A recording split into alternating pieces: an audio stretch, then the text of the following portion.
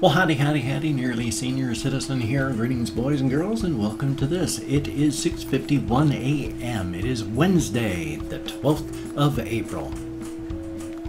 Is that scary? No. No, it's not. And in a couple days, I don't know when Easter is. Is Easter Sunday? What day is Sunday? I don't know what day Easter is. I guess Easter's coming up? I saw this cool picture painting of this gigantic, rabid, blood-soaked, gigantic fanged beast that was, a gigantic rabbit. And it was like, here comes Peter Cottontail. It's like, I love pictures like that. Those are awesome. I mean, sure, that means innocent people were murdered and eaten by this hideous thing, but hey, it wasn't me. And it's fiction. That's the important part. In real life, if I see people murdered horribly, I have never seen anyone murdered horribly, but it's like, if I've ever seen anything awful happen, my first thought is like, wow, that doesn't matter. It wasn't me. It was like, oh my God, that's horrible. I feel so bad. So, but as stated before, when it comes to fiction and movies and all that, I like body count fiction. The more dead, the better. And in fact, generally, the more someone shouldn't have been murdered and eviscerated and their body parts decorating things and then eaten and all that, the more they don't deserve it, the better. What can I say? It's movies. I don't know. There's a streak of bloodiness in my head. I'm human. What can I say? It's then why do people go watch horror movies? I mean, for the longest time during the 80s and early 90s, well, not even during the mid-90s, but I used to read Fangoria magazine, which gloried in the latest and most horrific death special effects that they'd use in like the Friday the 13th movies, and they were going like, oh, and in this one, here's the loving shots of how they did the impression of someone being thrown headfirst into a wood chipper, and then with the bloody meat out one side and then just one leg kicked out the back end of it, where they're being fed in. And it was like, so they showed how to do, they were making it look like, yeah, we really did that. Of course they didn't, but this is how we did it. And it's like, that's really, really, is that actually healthy? I don't know. When it comes to that sort of thing, I've got two thoughts of it. I mean, I think back to the 50s with EC Comics, with our horror comics, back before there was the Comics Code Authority, which ruined things for decades, but they did that to protect the children, because the EC horror comics, they used to have stuff, like close-up shots of the decapitated head and the torn apart bodies and loving illustrations of murder and evisceration and just horrible, horrific things. And it's like, what is it really bad though? I mean, on the one hand, yes, you're contemplating terrible things that are bad enough that in psychology, we know that when bad people do bad things, if they don't get help, they will start to psychologically break down. There is depersonalization, which if you do something like you accidentally kill someone or you do kill somebody, because we have so many thousands of years of evolution for us to fit in with each other, to do something that is so fundamentally and doesn't fit in, you begin to depersonalize. Your personality breaks down under the pressure of what you've done. And so it's, on the one hand, glorying in such terrible things like, yeah, here's someone with their head chopped in half with the blade of an axe, cracked open this way so you can see part of the brain inside. And I was like, is that wonderful? I mean, showing depictions of people treating other human beings as if they're little more than, you know, a side of beef or trash to be thrown out. That puts stuff in people's minds that shouldn't be there. Because human beings, all of us, and in fact all animals to be honest, but human beings have an intrinsic value and worth, and nobody deserves to be treated as less than human. Which comes to after the, you know, after end of life processes. It's like, how do you treat the dead? What does that say about a particular society, how they treat the dead? Because yeah, they used to be somebody, but they're not anymore. So on the one hand, they're not a person anymore. Does it matter? But on the other hand, it's like, if you treat bodies like garbage afterward, what's to stop you from treating bodies like that before they're dead? So on the one hand, I think it's really kind of, it can be funny. I mean, anything can be funny. Murder can be funny. Rape can be funny. There's a Louis C.K. rape joke. He did a rape joke. And he did it, and guess what? He did the kind of rape joke where even feminists say, that's how you do a rape joke. And make it funny. So, anything can be funny. But sometimes, should they? And should we be devaluing the worth of human bodies after death? Because does that devalue the worth of human bodies before death? So I guess I can see both sides of the matter. I mean, on the one hand, I like that thing, like I'd said, where the axe chunked into someone's head and that skull cracked open far enough you can see into the brain inside. On the one hand, and making illustrations treating actual human bodies like that, not a good thing, but illustrations of that is like, it's just art. You may not like that art, but it's just art. It's not like an actual person's had their head cracked open. So is it bad? I don't know.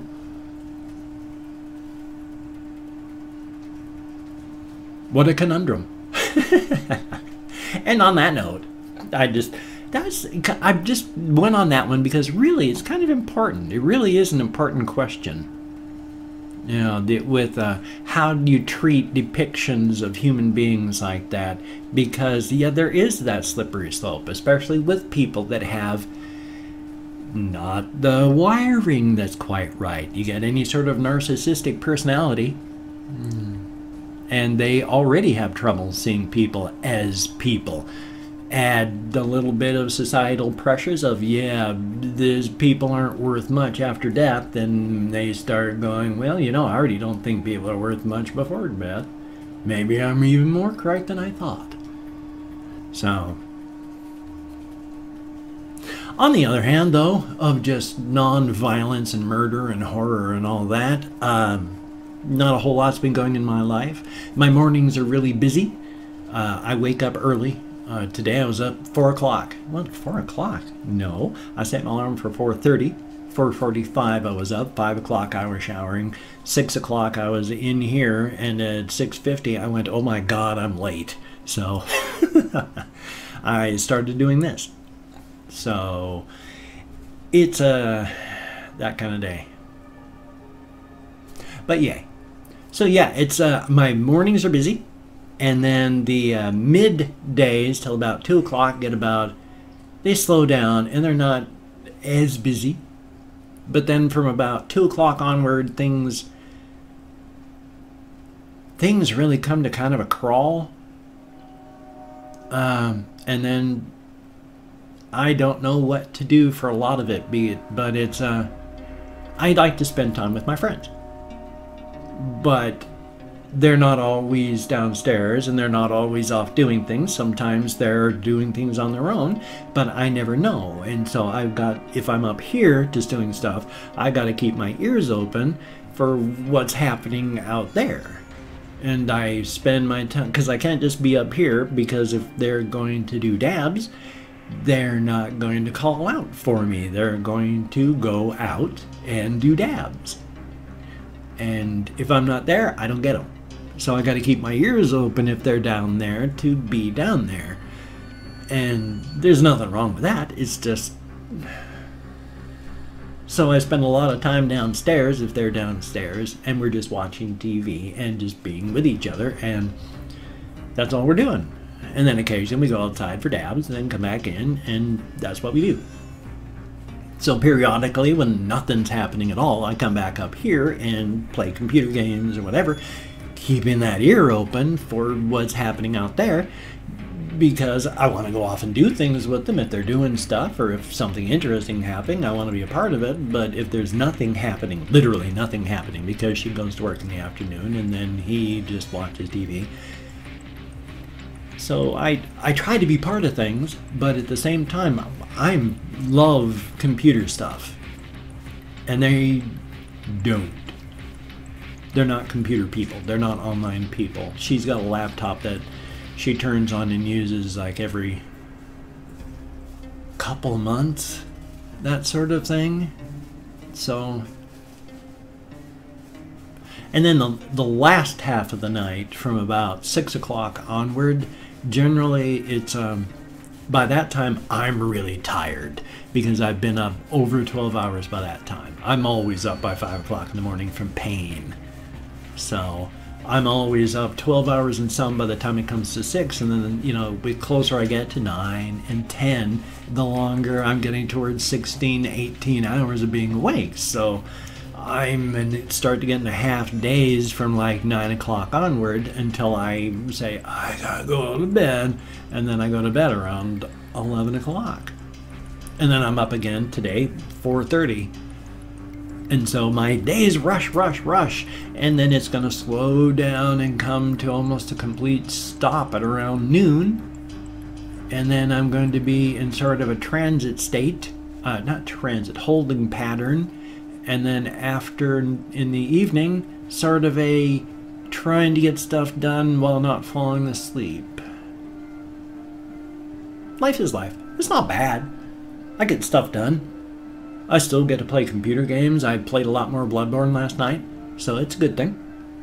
I'm not really complaining. I'm just letting you know what happens in my life. I mean, of course, I'm complaining about it, a few things, but I'm not trying to complain about people. I'm trying to complain about just the way I react to things. I don't react to things well. I don't know. I don't have a lot of practice in being human. I spent 23 years as an active alcoholic. I started drinking when I was about 12 years old. When you start any addiction, whether it's alcohol or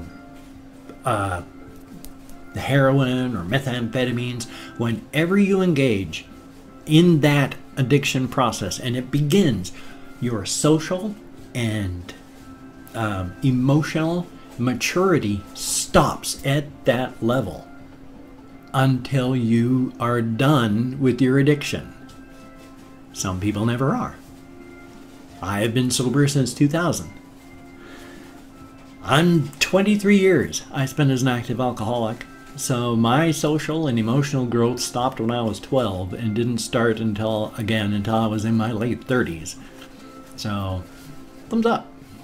I can't remember why I started this conversation. Wonderful. Fibro fog has settled in behind me, and now I find that I'm in a forest of conversation talking about what I had with the path behind me closed back, and I have no idea how I got here, and I'm very sorry. So what I'm going to do before I run out of time is 14 minutes and change, and I like to keep my my morning vlog, which is just me processing my life so that I can do the next day, well, the day, properly. So what I'm doing now is just opening up the community page to come up with 24 hours worth of comments, and of course Chrome is just locking up horribly. Yeah, this is so bad. I'm hitting close on Chrome right now because it just locks. It's so bogged down right now. And I only have 5 tabs open, and it bogs down and gets to the point I have to turn it off. And then usually it takes about 20 seconds to turn off and then start back up. So, and then I always get a profile error, so half my extensions don't work. If I have Facebook open, a Facebook tab open for more than 5 minutes, if I want to use the Facebook tab, I have to close it and then reopen it, because Chrome just locks up and will not work on Facebook if it's open more than 5 minutes. I don't like Chrome at all. Problem is, it's like designed to work best with things like YouTube. So, yay. But I'm opening up the community page to get 24 hours worth of comments open, so I can go through and thank 20 to 25 people for leaving me comments. Now, I give a range of 20 to 25 because I lose track of stuff because of my fibromyalgia and fibrofog. And so I'm never sure if I've actually counted to 25. So I try my best. Now, I'm also going to take a look because I know that there is this fellow with a possibly unfortunate name, but there you go. Gotham's #1 faggot, spelled F-A-G-I-T, asked for a shout out, so hey, there you go.